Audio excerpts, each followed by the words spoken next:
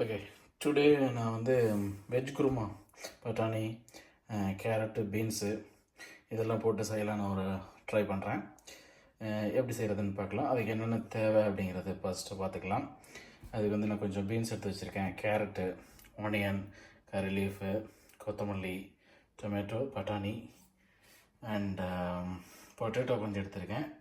அதுக்கப்புறம் கொஞ்சோண்டு தேங்காய். அதை வந்து மிக்சியில் மிக்ஸ் பண்ணிவிட்டு அப்படியே நம்ம லாஸ்ட்டாக ஊற்றிக்கலாம். அதுக்கப்புறம் இதில் வந்து பார்த்திங்கன்னா ஸோ மல்லிப்பொடி, மிளகாப்பொடி, கரம் மசாலா, ஸோ மஞ்சள் பொடி இங்கே எடுத்து வைக்கல, ஸோ அதுவும் போட்டுக்கோங்க. அப்புறம் தேவையான அளவு சால்ட்டு. இதுதான் ஃபஸ்ட்டு. இது எப்படி செய்ய போகிறோம்னா, ஜஸ்ட் ஒரு குக்கரை வச்சுட்டு அதில் ஆயில் போட்டுட்டு இது எல்லாத்தையும் ஸ்டார்ட் பண்ணி குக்கர்லேயே செஞ்சு முடிச்சிடலாம். 1 whistle. So it will be very quick. Let's see. Okay, cooker வச்சு ஆன் பண்ணிக்கோங்க.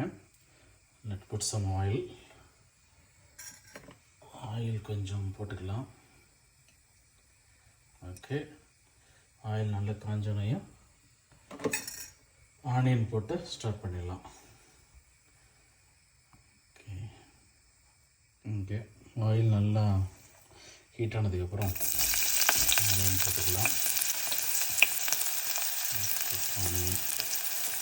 ஆனியன் கொஞ்சம் லைட் ப்ரௌனிஷாக வந்தோடனையும் தக்காளி ஆட் பண்ணிக்கலாம். ஓகே, ஆனியன் நல்லா ப்ரௌன் ஆகிடுச்சு.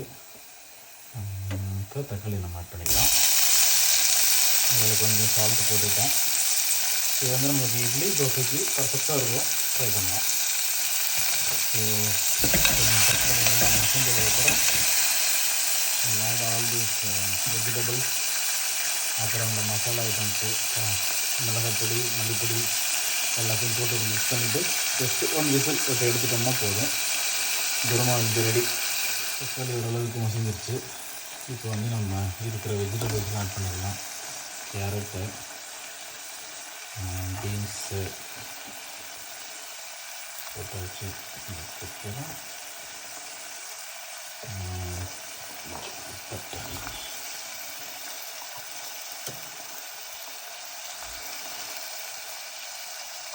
பட்டாணி போட்டுட்டு அதுக்கப்புறம் ஃபைனலாக இருக்குது ஆவி உருளைக்கிழங்கு. அவ்வளோதான். இது கொஞ்சம் நேரம் அப்படியே வச்சுட்டு இதுக்கப்புறம் எல்லா மசாலாவும் போடலாம். மிக்ஸ் பண்ணிவிட்டேன். இதுக்கப்புறம் டர்மரிக் பவுடர் ஆட் பண்ணிக்கலாம்.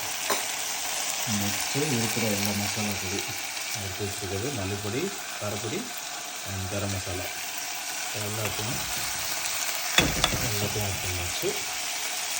இது ஜஸ்ட் மிக்ஸ் பண்ணிவிட்டு தேவையான அளவு வாட்டர் விட்டுட்டு வாட்டர் ஆட் பண்ணிக்கோங்க. அதுக்கப்புறம் ஜஸ்ட்டு 1 விசில். ஓகே, வேணுங்கிற அளவு வாட்டர் ஆட் பண்ணிக்கிறேன். ஓகே, அவ்வளோதான். அதுக்கப்புறம் கேப் போட்டு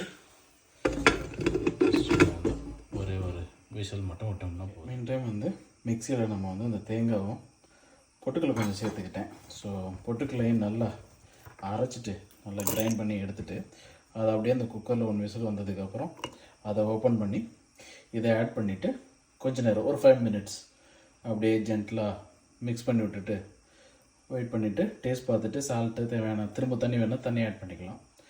இதை ஃபஸ்ட்டு கிரைண்ட் பண்ணிக்கலாம். தேங்காயும் நான் அப்படி மிக்ஸ் பண்ணி எடுத்துட்டேன். கொஞ்சம் தண்ணி ஆட் பண்ணிக்கிட்டேன். சரி, ஓகே, இட்ஸ் ஓகே, ஆட் பண்ணிக்கலாம். ஆச்சு.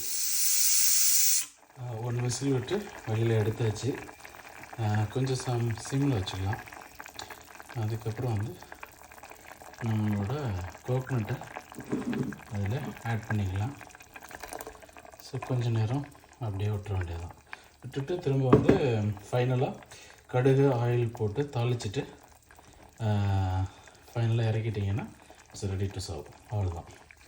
கொஞ்சம் அப்படியே கடுகு, உளுந்தம்பருப்பு, கருவேப்பிலை அதெல்லாம் போட்டு தாளிச்சிட்டு ஃபைனலாக இதில் ஆட் பண்ணிக்கலாம். ஸோ இப்போ நம்மளுக்கு வந்து வெஜ் குருமா பர்ஃபெக்டாக ரெடி ஆகிடுச்சு.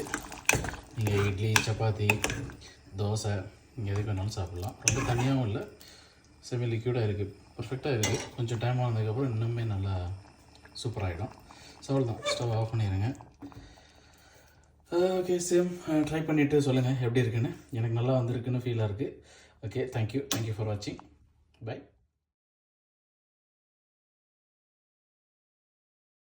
ஓகே, ஃபைனலாக வெஜ் குருமா ரெடி. வேறு பாத்திரத்துக்கு ஷிஃப்ட் பண்ணியாச்சு. நீங்கள் தோசை, சப்பாத்தி, இட்லி எல்லாத்துக்கும் சாப்பிட்டுக்கலாம்.